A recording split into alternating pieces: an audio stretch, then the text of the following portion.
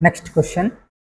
Let RA and RB be the resistance of a channel determined using configurations A and B respectively as shown in the figure. In both configurations, each lead resistance is 5 ohm and each contact resistance is 10 ohm. The channel has resistivity 20 ohm per millimeter. And considering the voltmeter and current sources as a ideal devices, the ratio of RB by RA అని అడిగారు. So ఇక్కడ ఏంటంటే మనకు 2 configurations ఇచ్చారు, 2 circuits ఇచ్చారు. మనల్ని RB by RA అడుగుతున్నారు, అంటే resistance of B and by resistance of A. ఇక్కడ మనకు ఐడియల్ డివైజెస్ అని ఇచ్చారు.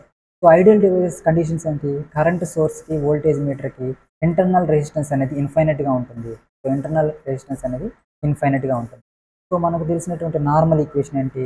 R is equal to V by I, అంటే Ohm's law R is equal to V by I.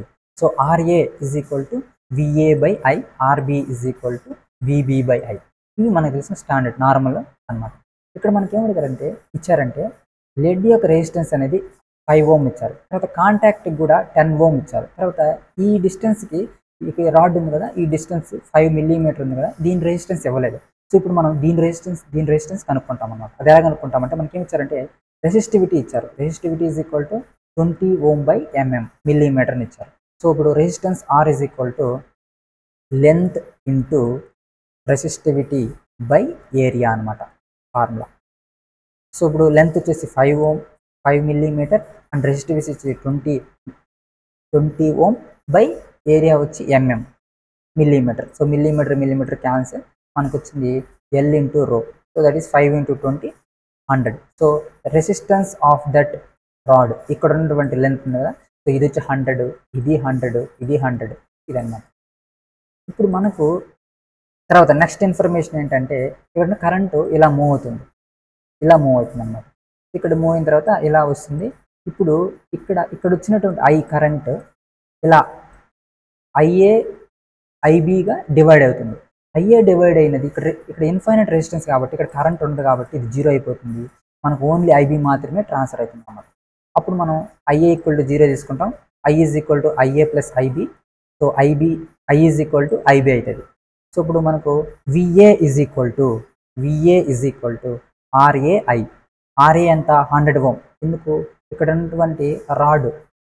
ఉన్నటువంటి రాడ్ మనం RBగా తీసుకుంటే RAగా తీసుకుంటే and resistance of this rod వచ్చేసి మనకు సర్క్యూట్ ఉన్నది ఇక్కడే కదా, సర్క్యూట్ ఉన్నది ఇక్కడే కాబట్టి మనం ఇక్కడ తీసుకుంటే రెసిస్టెన్స్ అనేది 100 ఓమ్ అనమాట. So 100I. So VA is equal to 100I. So దాన్ని బట్టి డైరెక్ట్గా మనం RA is equal to VA by I. VA వచ్చేసి 100I బై I క్యాన్సిల్, మనకు 100 వచ్చేసి. ఇది ఓన్లీ ఫర్ ఏ సర్క్యూట్కి. ఇప్పుడు బి సర్క్యూట్ కూడా కనుక్కోవాలి. ఇప్పుడు బి సర్క్యూట్లో చూడండి, ఈ రెసిస్టెన్స్ ఏమో 5 ఓమ్, ఇక్కడ ఉన్నటువంటి రెసిస్టెన్స్ ఏమో కాంటాక్ట్ రెసిస్టెన్స్ ఏమో 10 ఓమ్, తర్వాత ఈ రాడ్ రెసిస్టెన్స్ ఇంతకుముందే కనుక్కున్నాము అదంతా 100, మళ్ళీ ఇక్కడ 10, తర్వాత ఇది 5, మొత్తం యాడ్ చేసుకోవాలి. మొత్తం యాడ్ చేసి చూడు 5, 10, 100, మళ్ళీ 10, మళ్ళీ 5, అవంతా యాడ్ చేసుకుంటే 130 వస్తుంది. So RB value 130. So VB is equal to 130 into I. తర్వాత RB is equal to VB by I, 130I by II cancel, మనకు 130 వస్తుంది. ఇప్పుడు రేషియో RB బై RA డైరెక్ట్గా ఇట కూడా చేసేయచ్చు. 130/100 అని మనకు ఆన్సర్ ఎంత వస్తుంది? 1.3 వస్తుంది. సో ఇదనమాట. Then next question.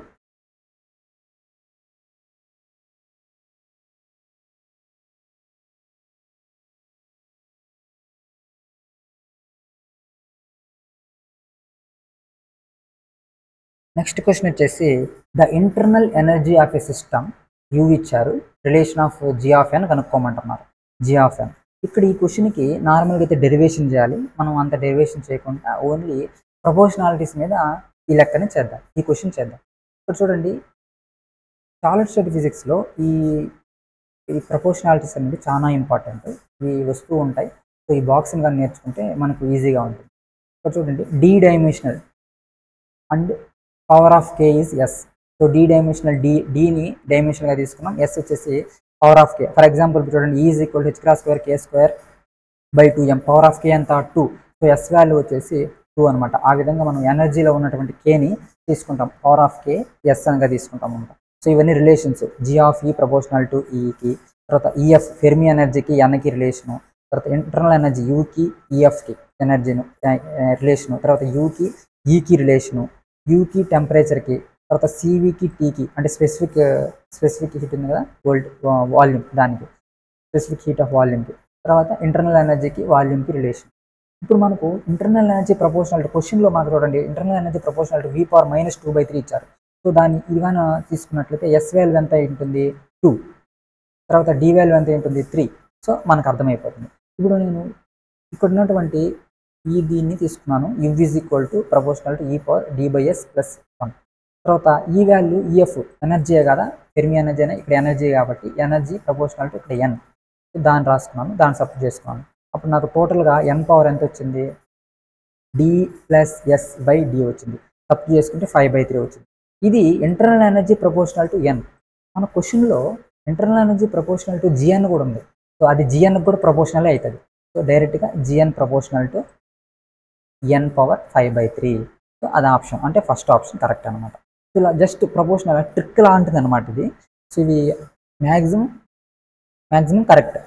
సో ఇది ప్రపోర్షనాలిటీస్ని బట్టి మనం చేసుకోవడం బెటర్ అనమాట. లేదంటే డెరివేషన్స్ అంతా చేసుకుంటే టైం అయిపోతుంది కదా, అందుకోసం. తర్వాత next question consider the device D shown in the figure ఇచ్చారు. ఐ వాల్యూ కూడా ఇచ్చారు. తర్వాత విఏసి V0 cos ωt ఇక్కడ ఇచ్చింది, ఐ వాల్యూ ఇచ్చారు. తర్వాత వి వాల్యూ VDC/AC, తర్వాత విఏసి వచ్చేసి V0 cos ωt అన్నారు. ఇప్పుడు మనకు ఏమడిగారంటే frequency component present in the current is, కరెంటులో ఉన్నటువంటి ఫ్రీక్వెన్సీ కాంపోనెంట్స్ ఏంటి అని అడిగారు. ఆప్షన్స్ 0ω, 0ω2ω, 0 2ω ఇవన్నమాట. ఇప్పుడు మనకి ఇచ్చినటువంటి కరెంట్ని రాసుకున్నాము. I is equal to AV + BV². Already V ఇచ్చాడు వాడు, దాన్ని సబ్స్టిట్యూట్ చేసుకున్నాం. VDC + VAC అనేసి స్క్వేర్. దీన్ని ఎక్స్పాన్షన్ చేసుకుంటే VAC వాల్యూ కూడా వాడే ఇచ్చాడు. ఎంత V0 cos ωt, అవన్నీ సబ్స్టిట్యూట్ చేసుకుంటాం.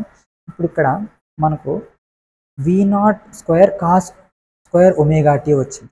దాన్ని ఇలా రాసుకోవచ్చు, అంటే cos² అని 1 + cos²/2 కదా, అంటే 1 + cos2θ/2. ఇక్కడ cos2ωt వచ్చింది. అంటే మనకు ఫ్రీక్వెన్సీ చూడండి, ఒమేగా ఉంది, 2ω ఉంది. మరి 0 ఉందా లేదా అని చెక్ చేయడం కోసం మనం దీన్ని రీఅరేంజ్ చేసుకున్నాను అనుకోండి ఐని. సో ఫస్ట్ కాన్స్టెంట్ టర్మ్ వచ్చింది, తర్వాత ఇక్కడ వచ్చేసి cos ωt వచ్చింది, తర్వాత ఇంకో కాన్స్టెంట్ వచ్చి మనకు cos2ω వచ్చింది. అంటే దీన్ని రీఅరేంజ్ చేసుకుంటాం.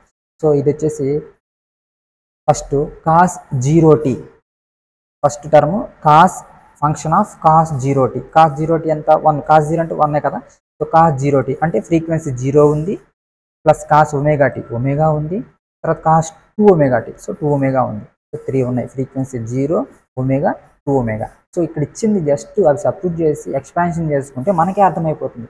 సో cos ωt ఉంది, తర్వాత cos² ωt ఉంది. cos² అంటే మనం ఎట్లా రాసుకోవచ్చు, 1 + cos2θ/2 కదా, అలా అనమాట. సో దాన్ని సబ్స్టిట్యూట్ చేసుకుంటే ఓకే, ఒమేగా ఉంది, 2ω ఉంది, కాన్స్టెంట్ ఉండదు. లేదంటే మనం దాన్ని రీఅరేంజ్ చేసుకుంటే మనకు కాన్స్టెంట్ టర్మ్ వచ్చింది. కాన్స్టెంట్ టర్మ్ అంటే దాని అర్థం cos0t. సో 0 కూడా మనకు ఫ్రీక్వెన్సీ కాబట్టి 0, ω, 2ω. సో ఇదనమాట.